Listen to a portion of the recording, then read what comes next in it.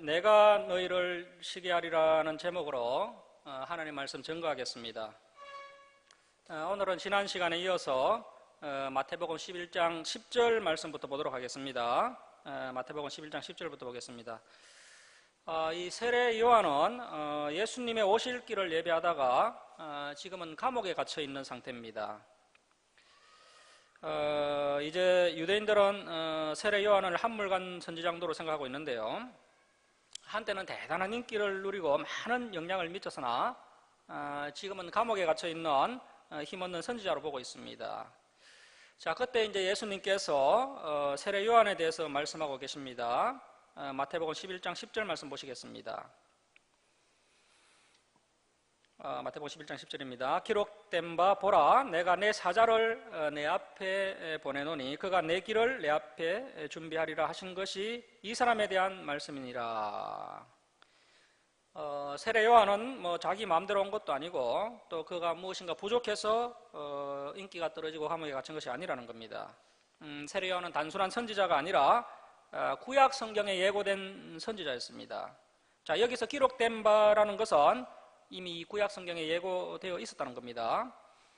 그래서 이제 말라기서 3장 1절에 보면 이 세례 요한이 마지막 선지자로 예언되어 있고 그 뒤를 이어서 하나님의 아들이신 예수님이 오신다고 예언되어 있습니다. 자, 11장 1절 말씀 보십시오.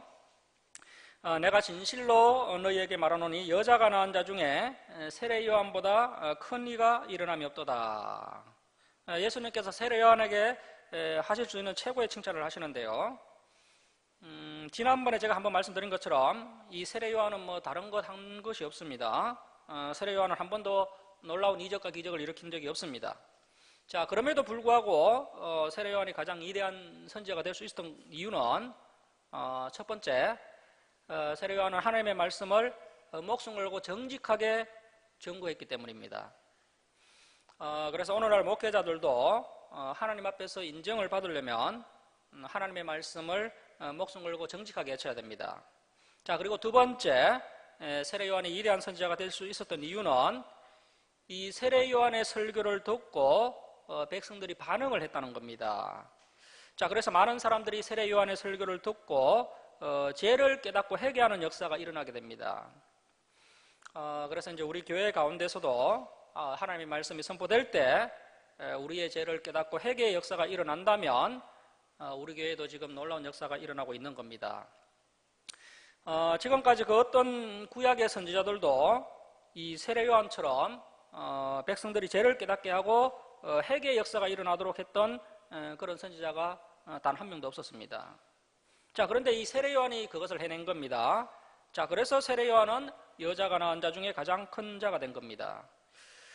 그리고 한 가지 더 생각해 볼 수 있는 것은 이러한 세례 요한의 사역이 한마디로 예수 그리스도의 오실 길을 예비하는 사역이었습니다. 이 메시아가 오실 길을 예비하는 사역이야말로 가장 중요한 사역인데 이 큰 사역을 이 세례 요한이 자신의 자리에서 너무나도 잘 감당해 주었기 때문에 이 세례 요한은 여자가 낳은 자 중에서 가장 큰 자라고 할 수 있습니다. 자, 1절 하반절 계속 보시면 그러나 천국에서는 극히 작은 자라도 그보다 크니라. 자, 천국에서는 극히 작은 자라도 그 세례 요한보다 크리라. 어려운 말씀인데요. 이 부분에 대해서 좀 설명을 드리겠습니다. 여기서 이 천국은 하늘나라로 보는 것보다는 신약시대로 보아야 합니다. 그래서 이제 하나님의 통치가 이루어지고 있는 이 신약시대에는 극히 작은 자라도 세례 요한보다 크니라. 이런 뜻입니다. 여러분, 우리가 이 구약 성경을 그동안 쭉 살펴봤지 않습니까?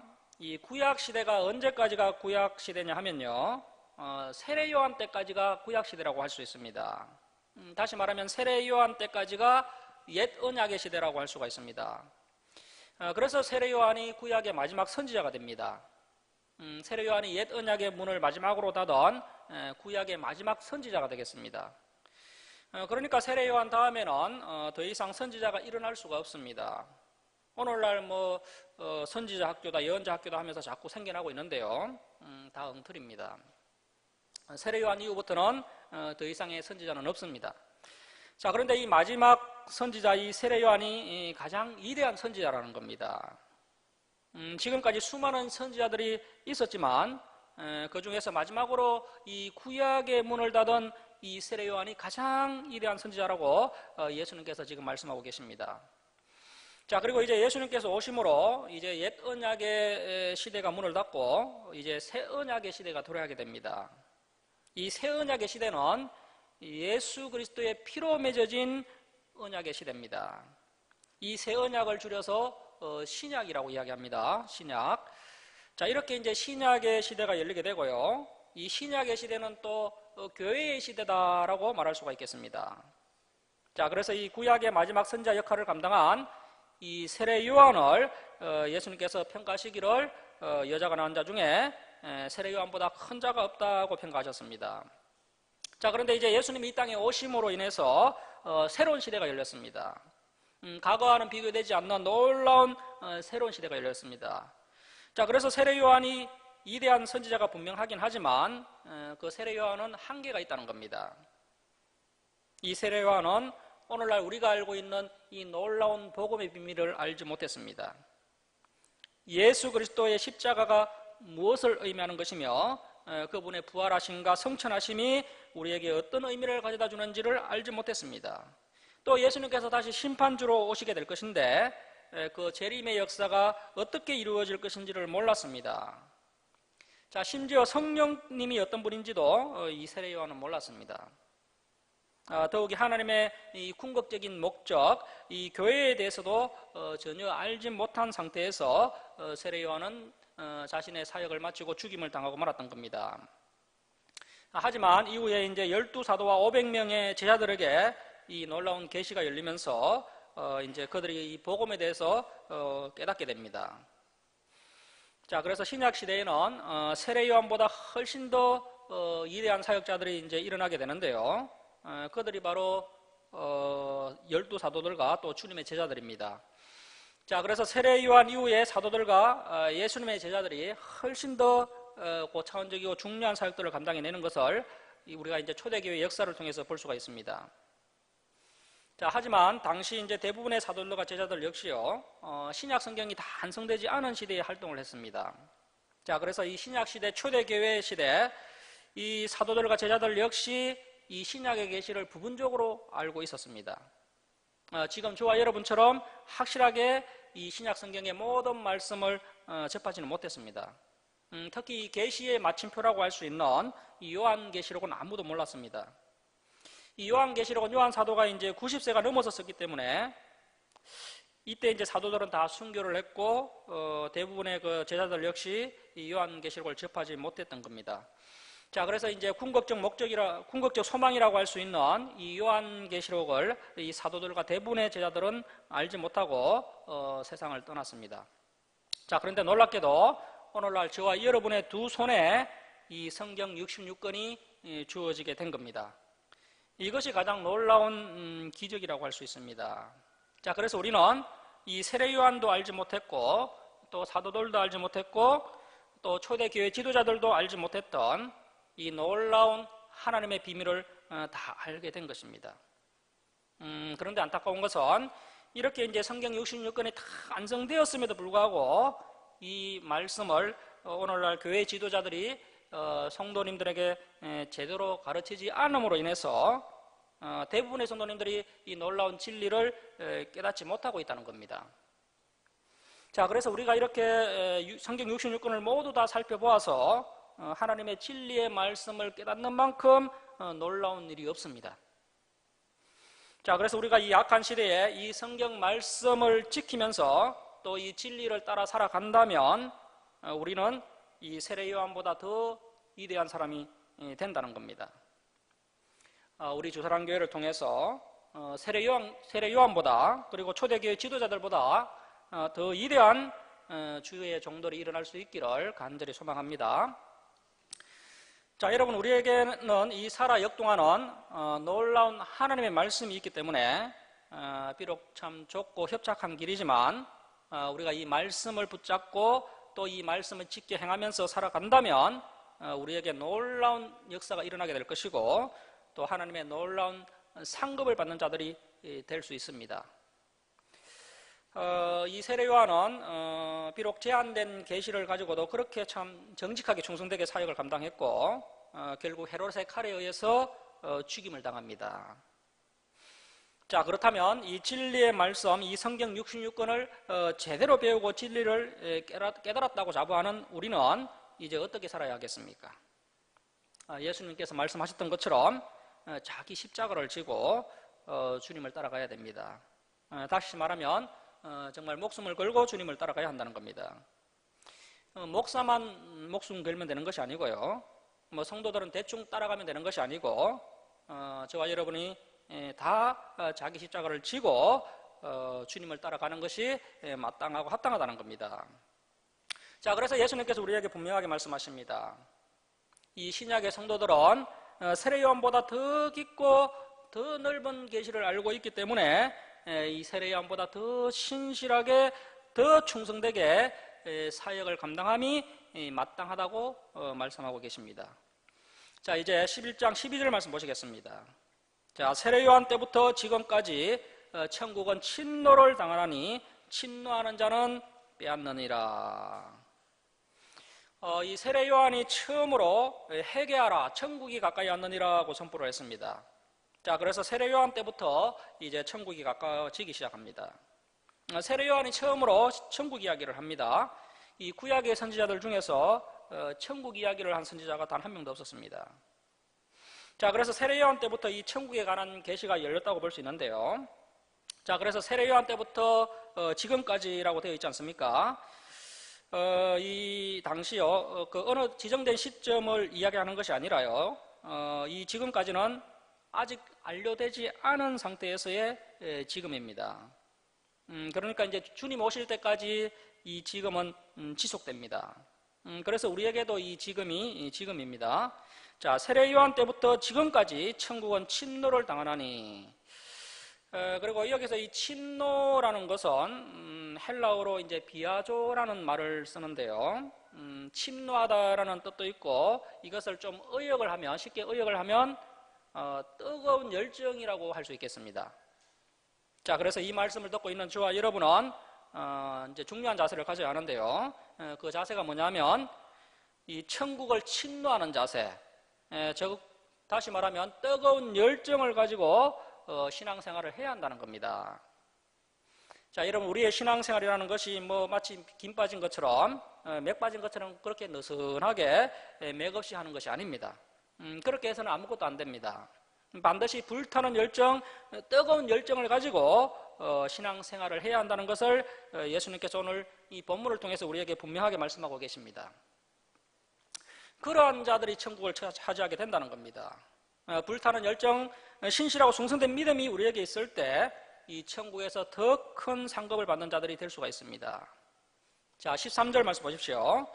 모든 선지자와 율법이 예언한 것은 이 세례 요한까지니. 자, 그래서 요한까지가 옛 언약의 시대입니다. 그리고 세례 요한이 마지막 선지자입니다. 자, 그리고 이 세례 요한이 또 신약의 문을 열었다고 볼 수가 있겠습니다. 예수님의 오실 길을 이 세례 요한이 예비했기 때문에 세례 요한은 신약의 문을 연 사람이고 세례 요한은 신구약의 연결고리라고 할 수 있습니다. 자, 우리 14절 15절 우리 함께 읽겠습니다. 자, 시작. 만일 너희가 즐겨받을진대 오리라 한 엘리야가 곧 이 사람이니라. 귀 있는 자는 들을지어다. 이 말씀이 말라기서에서 나왔는데요. 예수님께서 말라기서 4장 5절 말씀을 인용하고 계십니다.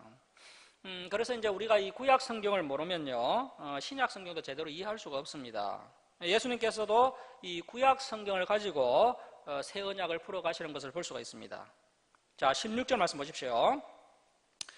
이 세대를 무엇으로 비유할까? 비유하건대 아이들이 장터에 앉아 제 동물을 불러. 그래서 이제 당시 예수님이 이제 그 시대 사람들을 이렇게 비유로 설명하고 계신데요. 그때 이제 유대인들이 어떻게 했느냐 하면, 자, 17절 말씀 보십시오.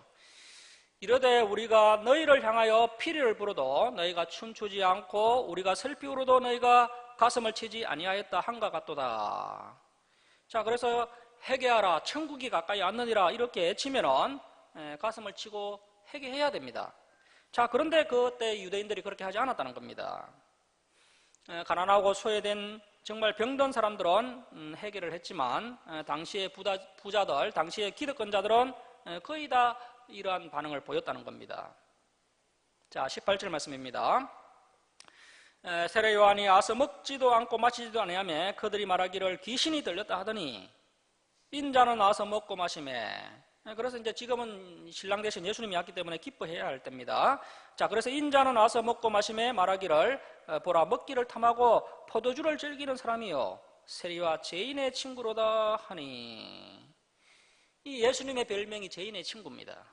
죄인의 친구로다 하니 뒤에는 그 행한 일로 인하여 옳다함을 얻느니라. 이 예수님의 사역과 세례 요한의 사역에는 좀 큰 차이가 있었습니다. 세례 요한은 주로 죄의 책망과 회개에 강조점을 두었습니다. 이 세례 요한은 금식도 열심히 하고 또 아주 경건하게 생활을 했습니다. 그런데 또 이 세례 요한이 회개하라고 외쳤지만요, 대부분의 유대인들은 그 말을 거부하고 오히려 금식하며 경건하게 살아가는 이 세례 요한을 귀신이 들렸다고 비웃었습니다.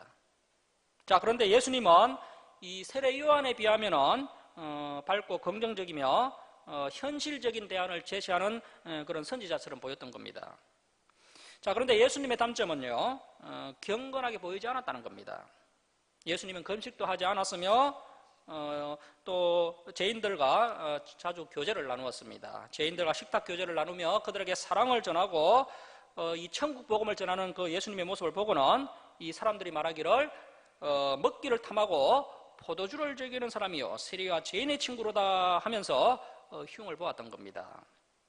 자, 19절 끝에 보시면 뒤에는 그 행한 일로 인하여 옳다함을 얻느니라, 좀 어렵게 번역되어 있는데요, 당시 유대인들은 이 세례 요한의 삶과 예수님의 삶을 모두 비난했지만 정말 참된 지혜자는 어떤 사람이냐 하면 이 세례 요한과 예수님의 메시지를 듣고 어떻게 하는 사람이 지혜롭다고요?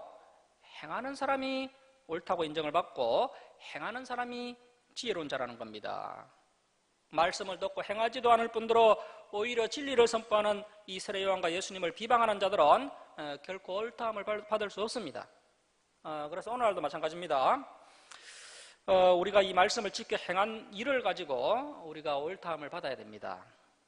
자, 이제 20절부터 24절은 회개하지 아니하는 도시들이 나오는데요, 20절 말씀 보십시오.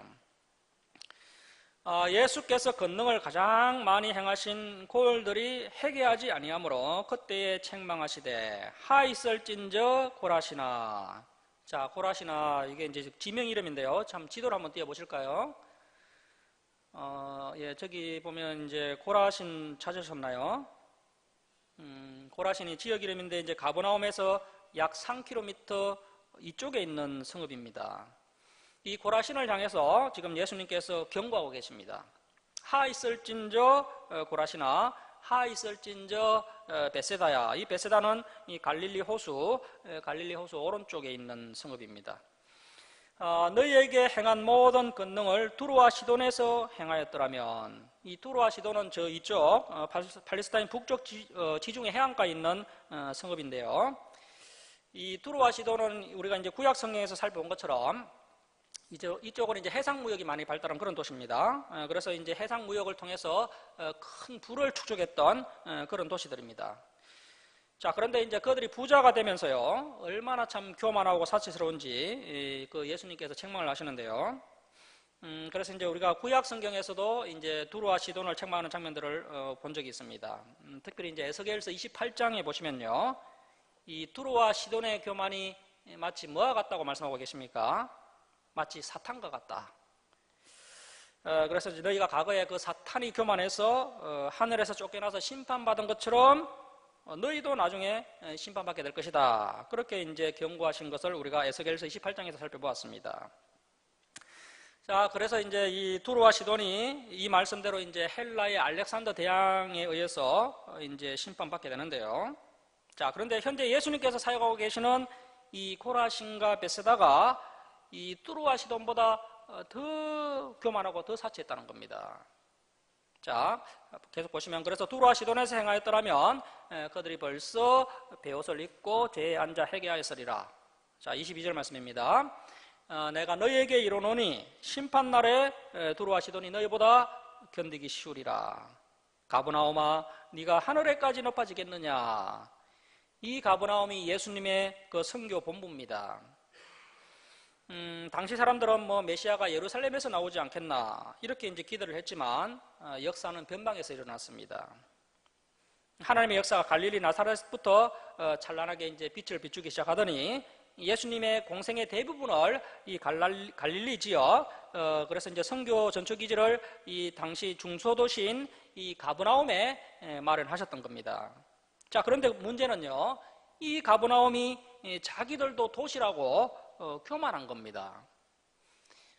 서울 강남만 교만한 줄 알았더니요, 이 김천 율곡동도 교만한 겁니다. 자, 가버나움아 내가 하늘에까지 높아지겠느냐, 음부에까지 낮아지리라. 이 가버나움은 갈릴리 지역 다른 성읍들보다 좀 더 번성한 도시였습니다. 이 가버나움은 북쪽의 관문이었고요, 교통의 중심지였습니다. 마태가 세간에 앉아 있었던 도시가 바로 이 가버나움입니다. 뭐 세간에 있는 곳이니까요, 뭐 어느 정도 이제 규모가 있는 그런 도시였던 것이죠. 그래서 이제 예수님이 이 가버나움에 이제 선교 본부를 차리셨고요, 이곳에서 그 진리를 가장 많이 전파하셨는데 이 진리에 대한 반응이 일어나지 않았던 겁니다. 왜냐하면요, 그들이 약간의 번영으로 교만해졌기 때문입니다. 그들이 교만해서 예수님의 말씀을 듣지 않았던 겁니다. 그래서 이제 얼마나 교만했던지 예수님께서 네가 하늘에까지 높아지겠느냐, 음부에까지 낮아지리라. 내게 행한 모든 권능을 소돔에서 행하였더라면 그 성이 오늘까지 있었으리라. 뭐 소돔은 뭐 너무나도 유명한 고대 도시라서 뭐 안 믿는 사람들도 다 아는 그런 성읍이죠. 이 소돔은 성적으로 타락을 해서 동성애가 유행을 했습니다. 성적 타락으로 인해 심판받은 도시가 이 소돔인데요. 자, 그런데 이 소돔보다 이 가버나움이 더 악하다는 겁니다. 오늘날도 뭐 우리 도시 문화가 얼마나 참 악합니까? 이 도시 문화가 너무나도 참 타락했던 것이죠. 타락하고 있습니다. 그래서 이제 오늘날 이제 온 세상 사람들이요, 이 마귀의 충동질을 받아서 이렇게 물질을 추구하는 삶을 살고 있고, 또 화려한 도시 문화를 추구하는 그런 삶을 살고 있습니다. 그래서 이제 사람들이 좀 여유가 생기면 사치하고 교만해지는 겁니다. 여러분, 그래서 우리가 항상 조심해야 됩니다. 이 교만과 사치는 하나님께서 결코 기뻐하시지 않습니다. 그래서 정말 겸손해야 되고 또 검소하게 살아가야 됩니다. 그래서 물질이 많으면 그것이 잘 안 되기 때문에 차라리 좀 가난하고 좀 부족한 것이 오히려 나을 수 있습니다. 자, 24절 말씀 보십시오. 내가 너희에게 이르노니 심판날에 소돔 땅이 너보다 견디기 쉬우리라 하시니라. 자, 이 고라신 베세다 그리고 이 가버나움 같은 성읍들을 예수님께서 책망하시고 이렇게 경고하셨는데요. 이 도시들이 이제 오늘날 흔적을 찾아볼 수가 없다고 합니다. 이 가버나움 같은 도시들은 뭐 그래도 좀 흔적이라도 남아 있을 것 같은데요. 저는 아직 성지순례를 안 가봐서 모르겠는데 갔다 오신 분들의 말에 의하면은 뭐 관광소 하나 정도 빼고는요 건물이 하나도 없다고 합니다.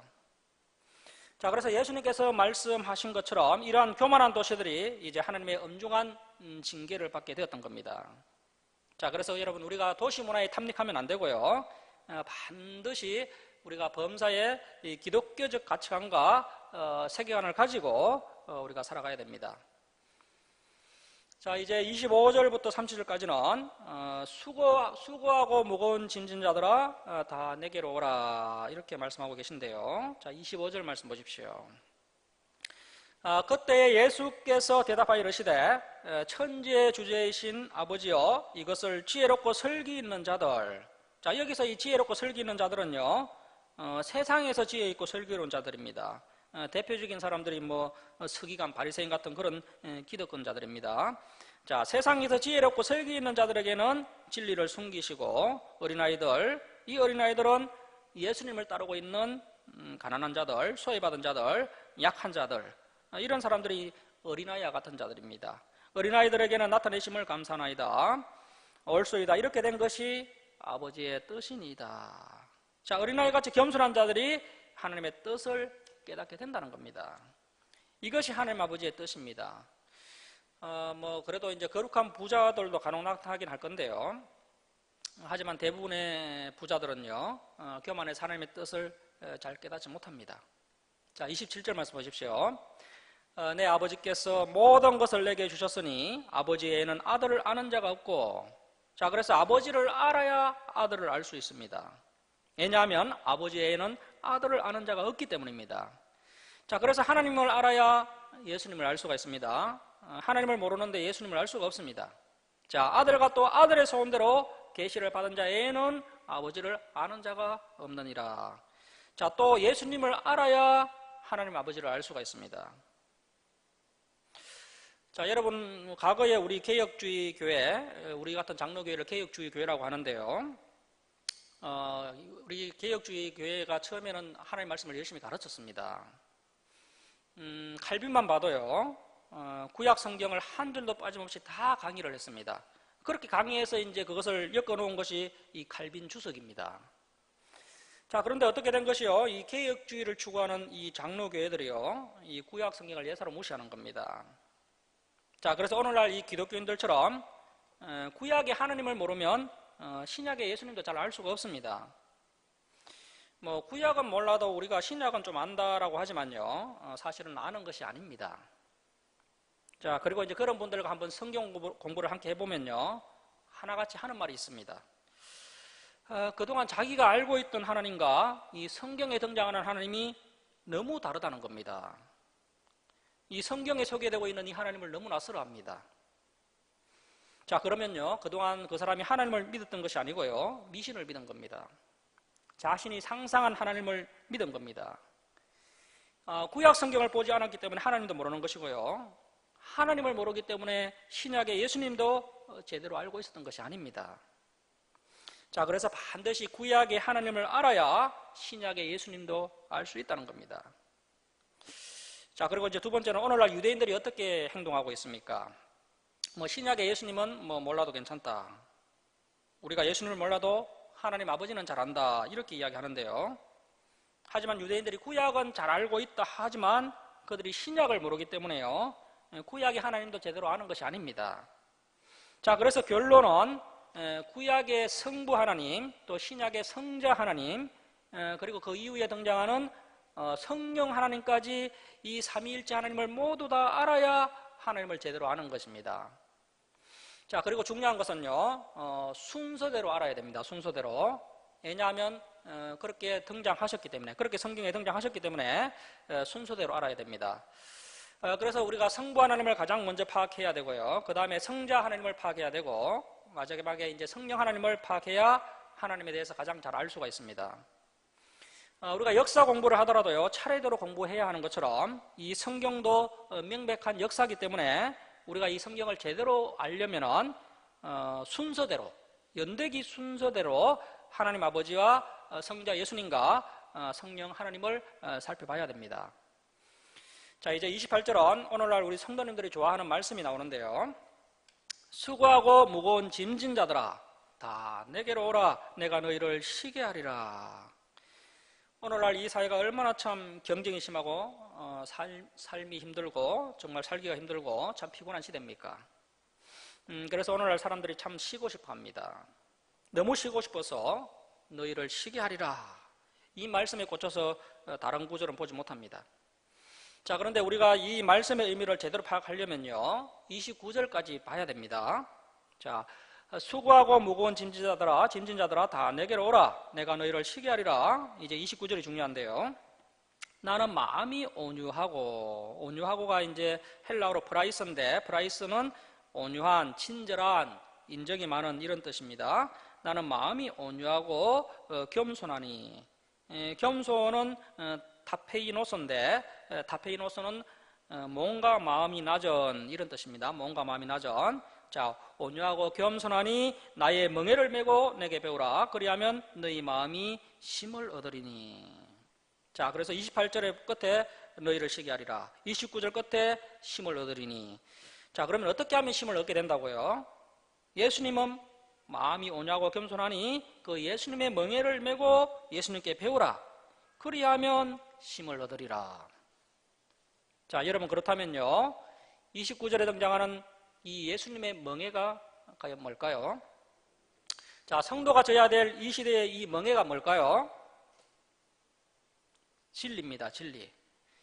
자, 그래서 이 멍에는 진리입니다. 우리가 앞에서 그동안 산상수훈 살펴봤지 않습니까? 얼마나 보배로운 말씀들입니까? 그 말씀들이 우리가 반드시 져야 될 멍에입니다. 산상수훈이 우리의 멍에입니다. 그리고 산상수훈뿐 아니라 이 신구약 성경 이 66권 전체가 우리의 멍에입니다. 자, 그런데 이 멍에는 매는 법이 정해져 있습니다. 반드시 어떻게 매야 됩니까? 온유하고 겸손하게 매야 됩니다. 오늘날 성도님들이 진리라는 멍에를 메었다고 하는데 보니까 너무 사납습니다. 너무 교만합니다. 그렇다면 멍에를 맨 것이 아닙니다. 태도가 틀린 겁니다. 자, 여러분, 우리의 인간관계 가운데서도요, 정말 사납고 교만하면 다른 사람들이 그 사람을 좋아합니까? 싫어합니까? 다 싫어하죠. 그래서 그런 사람들은 피곤한 인생을 살 수밖에 없는 겁니다. 하지만 온유하고 겸손한 마음과 자세로 이 진리라는 멍에를 맬 때 어떻게 된다고요? 쉼을 얻게 된다는 겁니다. 자, 그래서 우리가 반드시 이 진리를 추구해야 하는데 온유하고 겸손하게 진리를 추구하면 쉼을 얻게 된다는 겁니다. 그래서 이 말씀은요, 진리가 너희를 자유케 하리라, 그 말씀과 똑같은 의미를 가진 말씀입니다. 자, 뿐만 아니라 이러한 자세와 마음으로 이 멍에를 매면요, 이제 보너스가 주어지게 되는데요, 그 보너스가 30절입니다. 자, 30절 말씀 보시면요, 이는 내 멍에, 이 멍에 진리는 쉽고, 여러분 이 진리가 쉽나요? 예수님이 쉽다고 말씀하시면 쉬운 겁니다. 진리는 쉽고 내 짐이, 이 짐 역시 진리인데요, 짐은 가벼움이라 하시니라. 사실 우리가 이 예수님의 말씀, 이 산상수훈을 살펴봤지만 참 고차원적이고 부담스러운 말씀들이었죠. 예수님께서 하늘에 계신 너희 아버지의 온전하신 같이 너희도 온전하라고 말씀하셨습니다. 이 말씀이 우리에게 참 큰 부담으로 다가올 수가 있습니다. 하지만 주님은 오늘 본문을 통해서 우리에게 말씀하십니다. 우리가 이 진리라는 멍에를 온유하고 겸손하게 매면 쉼을 얻게 될 것이고, 이 멍에가 쉽고 가벼운 것이 될 것이다 라고 말씀하십니다. 그래서 우리가 이 말씀을 의지하고요, 우리가 이 말씀대로 살아가야 됩니다. 여러분, 때론 우리가 아직까지 참 아직 온전하지 않지 않습니까? 그래서 우리가 욕심 때문에 온전히 다 내려놓지 못해서 때론 걸려 넘어질 수가 있습니다. 그렇게 넘어지더라도요, 실망하거나 좌절하지 말고 우리가 다시 주님을 바라보면서 다시 도전해야 됩니다. 자, 그렇게 주님을 의지하면서 정말 온유하게 겸손하게 이 진리를 추구하다 보면요, 마침내 우리가 주님께서 허락하시는 정말 진정한 쉼을 우리가 누리게 될 겁니다. 자, 이제 이 12장으로 가겠습니다. 12장 보도록 하겠습니다. 그래서 이제 복음서를 자세히 살펴보면요, 이제 우리 예수님은 참 가난하게 사셨던 것을 알 수가 있습니다. 예수님과 제자들은요, 단 한 번도 마음껏 먹고 마신 적이 없습니다. 3년 내내, 공생의 3년 내내 배고픔을 이기면서 그렇게 사역을 감당하셨고요. 그래서 또 재정도 항상 빠듯했던 것 같습니다. 이 재정 담당이 가룟 유다였는데요, 이 가룟 유다가 이 재정을 몰래 이제 손을 대어서 재정을 이제 자기가 마음대로 이제 유용했기 때문에 안 그래도 참 빠듯한 재정인데 더 힘들었을 겁니다. 자, 이제 12장 1절에서 8절은 이 제자들이 이제 안식일에 배가 너무 고파서 미리삭을 잘라 먹는 그런 장면이 나옵니다. 이 예수님의 제자들도 유대인들이기 때문에 안식일에 이 미리삭을 잘라서 그것을 이제 손으로 비벼서 먹으면 문제가 된다는 것을 알고 있었습니다. 자, 그런데도 이 제자들이 얼마나 참 배가 고팠던지요, 이 밀이삭을 잘라서 먹었던 겁니다. 자, 1절 말씀 보십시오. 그때 예수께서 안식일에 밀밭 사이로 가실새 제자들이 시장하여 배가 고파서 밀이삭을 잘라 먹으니, 보나마나 베드로가 가장 먼저 잘라 먹었을 것이고요, 또 그것을 본 다른 제자들도 이 베드로를 따라 밀이삭을 잘라 먹었을 겁니다. 구약 성경을 자세히 보면요, 이 배가 고파서 다른 사람의 밭에 밀이삭을 잘라 먹는 것, 뭐 율법을 범하는 것이 아닙니다. 낫을 대지 않고 손으로 이렇게 잘라서 먹는 것은요, 어느 정도 인정을 해 주었습니다. 그래서 하나님께서는 항상 이 약한 자들, 가난한 자들을 생각하셨던 겁니다. 자, 그래서 배고픔을 이기기 위해서 뭐 손으로 밀 이삭을 이렇게 몇 개 잘라서 먹는 것 문제될 것이 없습니다. 그런데 문제는 이날이 안식일이었다는 것이 문제였습니다. 자, 2절 말씀 보십시오. 바리새인들이 보고 예수께 말하되 보시오, 당신의 자들이 안식일에 하지 못할 일을 하나이다. 이 바리새인들이 예수님을 호시탐탐 감시하고 있었습니다. 예수님을 감시하다가 이렇게 이제 시비 걸 일이 생기면요, 이렇게 걸고 넘어지는 겁니다. 자, 3절 말씀 보시면 예수께서 이르시되 다윗이 자기와 그 함께한 자들이 시장할 때에 한 일을 읽지 못하였느냐? 그가 하나님의 전에 들어가서 제사장 외에는 자기나 그 함께한 자들이 먹어서는 안 되는 진설병을 먹지 아니하였느냐? 사무엘 상서에 나오는 내용인데요. 다윗이 이제 그 사울을 피해서 10년 동안 도피 생활을 합니다. 도피 생활을 하던 중에 이 다윗과 다윗을 따르는 무리들이 먹을 것이 없어서 거의 굶어 죽을 지경이 되었습니다. 자, 그때 이제 다윗과 그 무리들이 제사장 아히멜렉을 찾아가서 부탁을 하는데요. 이 본래 그 진설병은 제사장들만 먹는 음식인 줄 알고 있다. 하지만 우리가 지금 굶어 죽게 생겼으니까 그 진설병을 우리에게 줘서 먹을 수 있게 해달라, 이렇게 부탁을 했고요. 또 아히멜렉이 또 선뜻 그 진설병을 내주어서 다윗과 그 무리들이 그 진설병으로 배를 채우고 생명을 연장받게 되었던 겁니다. 이 바리새인들이 정말 존경하는 왕이 다윗인데요. 그래서 예수님께서 이 다윗도 이렇게 제사장들만 먹는 그 진설병을 먹었다. 하지만 그것이 죄가 되지 않았지 않느냐. 이렇게 이제 역사적 사실을 가지고 이 바리새인들에게 말씀하는 겁니다. 그러니까 이 바리새인들이 뭐 아무 말도 못하는 것이죠. 자, 그래서 여러분, 이 율법보다요 생명이 우선인 겁니다.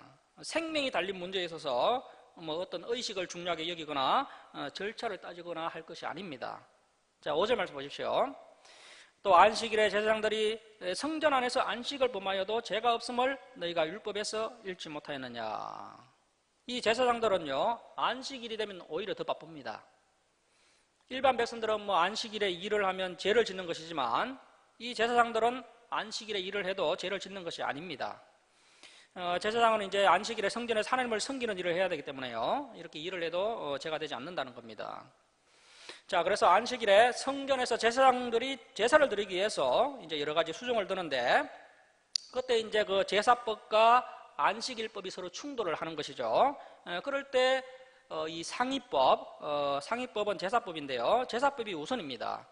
그래서 율법에서는 상위법이 우선이라는 것을 알 수가 있습니다. 바리새인들이 가장 중요하게 생각하는 그 성전을 가지고 이제 예수님께서 이렇게 논리적으로 이제 이 바리새인들에게 말씀하시니까요, 이 바리새인들이 아무런 대꾸를 못하는 겁니다.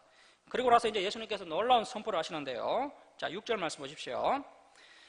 내가 너희에게 이르노니 성전보다 더 큰 이가 여기 있느니라.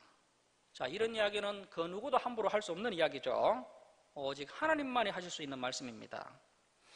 자, 그래서 제사장들이 성전에서 일하는 것이 아무런 죄가 되지 않는 것처럼 성전보다 더 크신 그 성자 하나님이신 예수님이 괜찮다고 하시면은 아무런 문제가 되지 않는다는 겁니다. 자, 그러면서 또 예수님께서 이제 구약의 이야기를 하시는데요. 자, 7절 말씀 보십시오. 나는 자비를 원하고 제사를 원하지 아니하노라. 이 자비가 이제 구약 성경에 참 중요한 키워드인데요. 이 자비를 히브리어로 헤세드라고 하고요. 이것을 다시 한국말로 하면 인애가 되고, 이것을 좀 더 의역해서 풀어보면 하나님 사랑, 이웃 사랑이라고 할 수가 있겠습니다. 자, 그래서 하나님께서 원하시는 것은 너희들처럼 그렇게 편협하게 행동하는 것을 원하는 것이 아니라 하나님은 자비를 원하고 사랑을 원하신다는 겁니다. 그래서 그렇게 인정사정 없이 그렇게 살지 말라는 겁니다. 나는 자비를 원하고 제사를 원하지 아니하노라 하신 뜻을 너희가 알았더라면 무죄한 자를 정죄하지 아니하였으리라. 자, 그래서 여러분, 최고의 상위법은 사랑입니다. 자, 그러면서 이제 예수님께서 놀라운 말씀을 하시는데요. 자, 8절 말씀입니다. 인자는 안식일의 주인이니라 하시니라. 이 말씀은 오직 하나님만이 하실 수 있는 말씀입니다. 자, 여러분 구약시대에는요 이 안식일이 하나님의 날인 것이 맞습니다. 자, 그러면 이제 신약시대가 되면 어떻게 될까요? 이 신약시대에는요 일주일 전체 그리고 365일 전체가 주님의 날입니다. 여러분 우리가 이 주일에 왜 이렇게 모여서 하나님께 예배드립니까? 이 주일은 예수님께서 부활하신 날입니다. 예수님께서 부활하신 그날에 이제 새로운 일주일이 시작됩니다. 자, 그래서 새로운 일주일, 사실은 일주일 전체가 다 하나님의 날인데 그 일주일 중에 가장 첫 시간에 우리 성도들이 모여서 하나님께 예배드리겠습니다. 이렇게 이제 교회가 하나님께 약속드린 겁니다. 그리고 우리 성도님들도요 세례 받을 때요 이렇게 다 서약을 하였습니다. 자, 그래서 이 구약의 제사법보다 훨씬 더 고차원적이고 또 하나님께서 기뻐하시는 것이 바로 이 신약의 예배법입니다. 예배법. 그래서 우리는요 주일부터 시작해서 일주일 전체를 하나님께서 기뻐하시는 삶의 예배를 올려드려야 됩니다. 주일 예배만 끝나는 것이 아니고요 그 예배 이후에 일주일 동안 우리가 삶으로 아름답게 거룩하게 이제 하나님께 그렇게 올려드려야 된다는 겁니다. 자, 그리고 또 한편으로 우리가 생각해 볼 수 있는 것이요 이 제자들이 뭐 아무리 배가 고파도 좀 참아야 했던 것이죠. 안 그래도 이 바리새인들이 지금 호시탐탐 노리고 있는데 그들이 이제 그것을 참지 못하고 안식일에 밀이삭을 비벼 먹어서 이 빌미를 제공했던 겁니다. 자, 그러면 이제 예수님께서 이 제자들을 보고 뭐 한 소리 하실 만도 하시죠. 그런데 예수님께서는요 오히려 제자들에게 아무런 소리도 하지 않으시고요 이 제자들을 보호하고 계십니다. 자, 그래서 오늘날 이 목회자들이 어떻게 이 성도들을 이끌어가야 하는지를 생각해 볼 수 있는 그런 대목이 되겠습니다.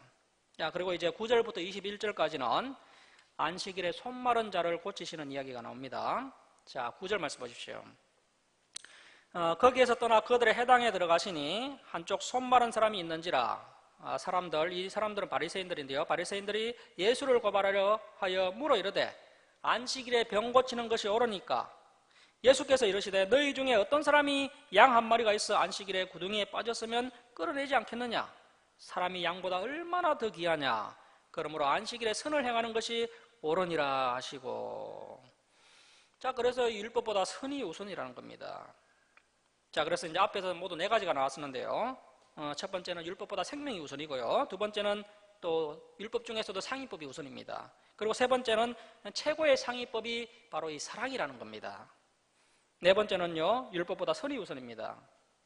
자, 그래서 여러분 우리가요 어떤 것을 우선순위에 놓고 어떤 것을 우선순위에 놓고 우리가 이 땅에서 삶의 예배를 올려드려야 되는지를 우리가 명확히 알 수가 있습니다.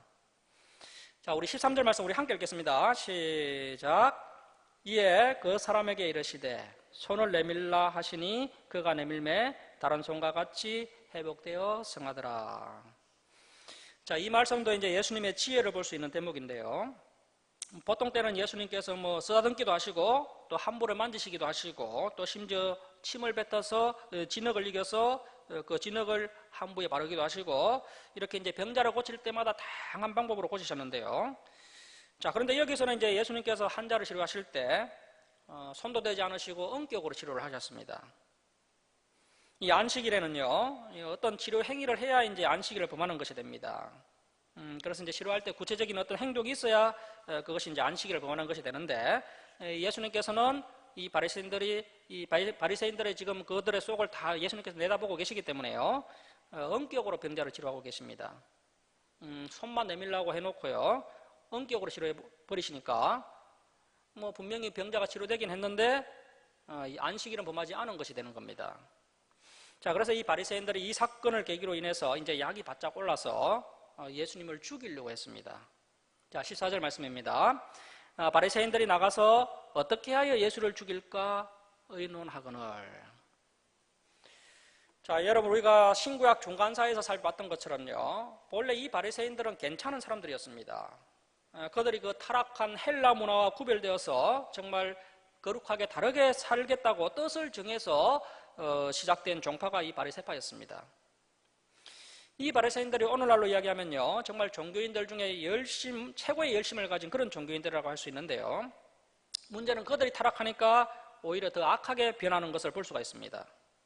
자, 그래서 오늘날 기독교인들 중에서도요, 오히려 세상 사람들보다 더 악한 사람들이 있는 것을 볼 수 있습니다. 자, 그래서 여러분, 신앙이 타락하면요, 오히려 더 악해질 수 있다는 것을 알아야 됩니다. 자, 여러분, 정상적인 신앙이라면요, 어떻게 하면 정말 살리고, 어떻게 하면 치료할 수 있고, 어떻게 하면 도와줄 수 있는지를 생각해야 됩니다. 그런데 이 타락한 종교 지도자들이 모여서요, 고작 의논하는 것이 어떻게 하여 예수를 죽일까, 이런 악한 짓을 했다는 겁니다. 자, 15절 말씀 보십시오. 예수께서 아시고 그 길을 떠나가시니, 그래서 이제 이럴 때는요, 자리를 피하는 것이 상책입니다. 예수님은 정면 충돌을 계속해서 피하고 계신 것을 볼 수 있습니다. 이것이 지혜로운 겁니다. 산상수훈에서도 예수님께서 뭐라고 하셨습니까? 악한 자를 대적하지 말라. 자, 여러분, 그래서 우리가 할 수 있는 것이요, 우리가 할 수 있는 최고의 행위는요, 피하는 겁니다. 예수께서 하시고 그 길을 떠나가시니 많은 사람이 따르는지라 예수께서 그들의 병을 다 고치시고 자기를 나타내지 말라 경고하셨으니. 자, 그래서 이러한 기적과 이적이 오히려 진리를 가리울 수 있기 때문에 예수님께서 자기를 나타내지 말라고 경고를 하셨습니다. 자, 그래서 아무리 놀라운 이적과 기적이라 할지라도요, 이 진리를 대신할 수는 없습니다.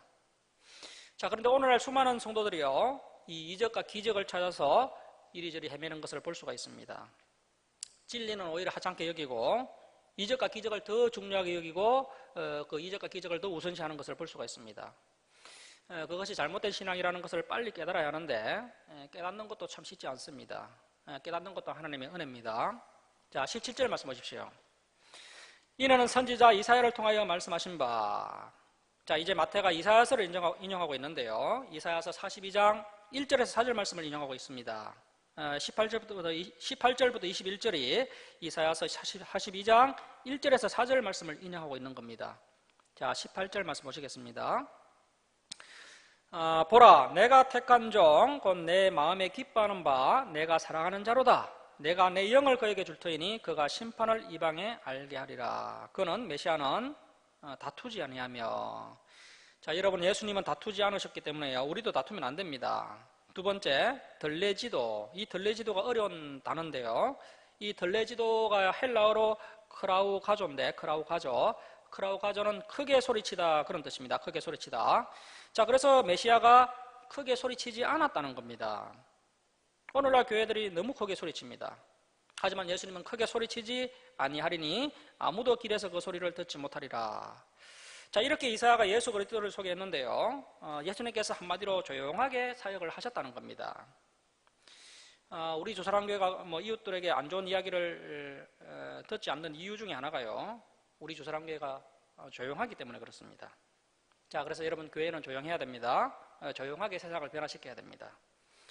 자, 20절 말씀 우리 함께 읽겠습니다. 시작. 상한 갈대를 꺾지 아니하며 꺼져가는 심지를 끄지 아니하기를 심판하여 이길 때까지 하리니. 자, 상한 갈대를 꺾지 아니하며 꺼져가는 심지를 끄지 아니하기를 심판하여 이길 때까지 하리니. 자, 심판하여 이길 때까지는요, 끝까지 그렇게 하신다는 겁니다. 끝까지. 사람들은 처음에는 자비로운 듯 그렇게 상한 갈대를 꺾지 않으려고 하다가요, 언제 변질이 되어서 그 상한 갈대를 꺾을지 모릅니다. 자, 그런데 우리가 믿는 하나님은 끝까지 변치 않으신다는 겁니다. 21절 말씀입니다. 또한 이방들이 예수님의 이름을 바라리라 함을 이루려 하심이니라. 자, 오늘은 여기까지 하고 마치도록 하겠습니다. 사랑하는 성도 여러분, 우리 교회를 통해서 세례요한보다 더 중요한 사역을 감당하는 그런 충성된 종들이 많이 일어나기를 소망합니다.